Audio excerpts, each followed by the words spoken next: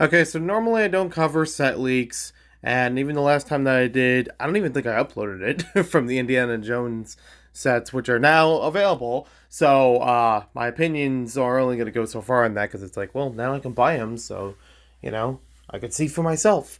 Anyways, I am excited. We're finally getting an updated TIE Interceptor. I've been begging for this for years, but I just haven't done any massive campaign or anything. I've just joked about it in the past. But we're finally getting an updated TIE Interceptor in minifig scale ish, minifig-ish scale, whatever you want to call it. Lego Star Wars set 75348 Mandalorian Fang Fighter versus TIE Interceptor. Now, this is a very bittersweet victory for me. Because on one hand, we are getting an updated TIE Interceptor. It looks pretty good. It covers the bases of what it needs to. There's only so much I can glean from this one box image. But the other thing is, it's paired up with another set. And it's going to be more expensive because it's paired up with another set.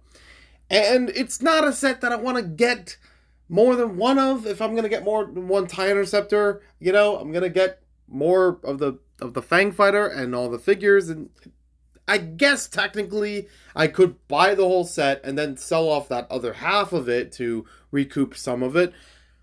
But this is gonna be $100 set easily. 957 pieces. It's gonna be $100. I wouldn't be surprised if it was like $120 because it's Star Wars. That makes me so irksome and kind of sad that we finally get a new release of a model that, I kid you not, has not been made since 2006. The last time we had a TIE Interceptor that you could actually put a minifigure inside of and is scaled fairly well with other vehicles was 6026, or yeah, 6206. I love that. 2006, I love that model. I had that one when I was a kid. I have a second one nowadays because the original one got obliterated. But yes, this is great. I even bought the TIE Fighter from not that long ago because there's been so many revisions of TIE Fighters and nothing for TIE Interceptors. I bought the recent one for the TIE Fighter just so I could convert it into a TIE Interceptor like many other people have done. I hope LEGO recognizes, yes, this is a thing that we want. This is a thing other people have wanted for a long time. But you don't need to put another vehicle with it. Like, why? This could have been sold. Each one of these probably could have been sold on their own for $50 and it would have been just fine. And it probably would have had more sales if you had the TIE Interceptor as its own vehicle. Maybe it wouldn't have as many Fang Fighter sales. Is that really your concern? It's a Mandalorian set. I'm pretty sure it's going to fall off the shelves either way. That part shouldn't be a concern. And yet here it is. So we have the Mandalorian Fleet Commander, TIE Fighter Pilot, and R2E6. Okay, that's a fair lineup. I guess it works for this set, having those figures in there. I don't think all of them are made to fit in there, but then again, Star Wars ships don't always have room for every figure included. Sometimes it's just, here's another one or two. Make it more collectible, it's whatever. Now, I haven't actually seen the third season of Mandalorian yet, any of the episodes that have been released now. I think there's like a few of them. I haven't watched them yet, so I don't know exactly of the context for this. I'm not familiar with the Fang Fighter in any media whatsoever. So, again, this ship doesn't really do anything for me and is making it harder to justify purchasing this thing. I would rather wait longer to buy it secondhand when somebody already dishes out the set and it's just like, here's a TIE Interceptor on its own. And I'm like, yes, I'll buy that for $50. That wouldn't be that bad. I mean, here's the thing. Buying the TIE Interceptor that I showed before, 6206, this thing's around $40, 35-ish. I think I got mine around 30 or 35. So I wouldn't mind waiting a bit longer for a $50 just that model itself. And I'm okay with it being $50 because it's got a little bit more techniques to it. It's a newer model, etc. just why did they pair them together? Why?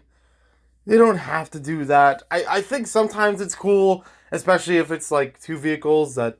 I mean, I'm sure there's a reason for them like existing together, but when this is a vehicle that has not been made for what 16, 17 years, that has not been in production in Lego in this scale for 16 years, and then it finally comes out, people want more of it, and people want it on its own, and they're not.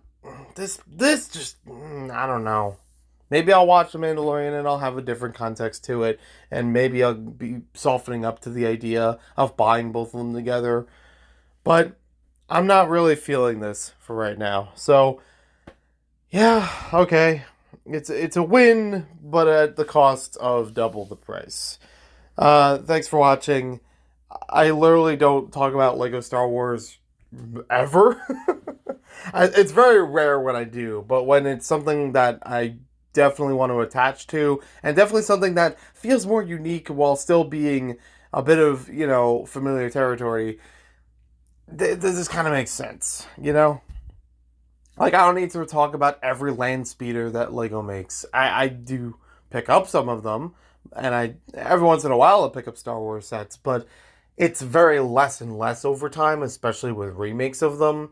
And this is something that, hey, has not been remade that often or made in this scale that much. Usually the times you would find a TIE Interceptor in all those 16, 17 years in between would have been as a micro version for either an advent calendar or a planet series.